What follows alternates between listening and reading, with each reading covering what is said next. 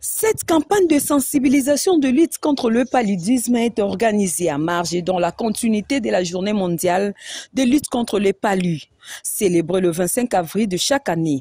Ainsi, le coordonnateur provincial du programme de lutte contre le paludisme, PNLP en abrégé, et son partenaire traditionnel, les Sanru, ont entrepris de sensibiliser les églises et écoles de la place afin de lutter efficacement contre cette maladie endémique en République démocratique du Congo. Ainsi, le fidèle de l'église Hébron et de la CK20, ainsi que les élèves de l'Institut Balekomoso et celles du lycée Annualité, sont sensibilisés sur les dangers du paludisme pour la santé de la population boyomaise et de mesures préventives et curatives à prendre pour se protéger. Dr Antoine Benet à Missir revient sur les mesures à prendre pour se protéger contre le paludisme. Ces enfants vivent dans des familles. Quand le message passe à travers les enfants, ces messages-là prennent de l'ampleur et puis sont acceptés dans des ménages.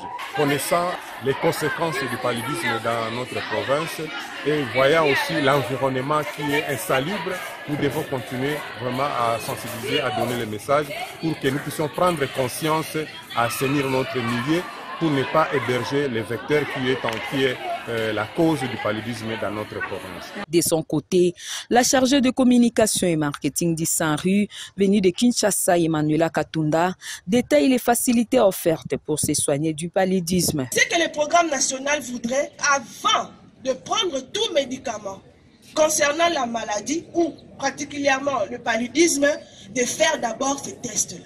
Le gouvernement a mis en place ces tests-là dans les hôpitaux et c'est gratuit. Mais la consultation est payante. C'est-à-dire nous couvrons toute la province en médicaments. Et ces médicaments-là, pour les reconnaître, ces logos que vous voyez là, ça se trouve sur le paquet des médicaments. Ça veut dire que ces médicaments est de qualité. C'est un médicament attesté par l'OMS et c'est un médicament accessible à tout le monde.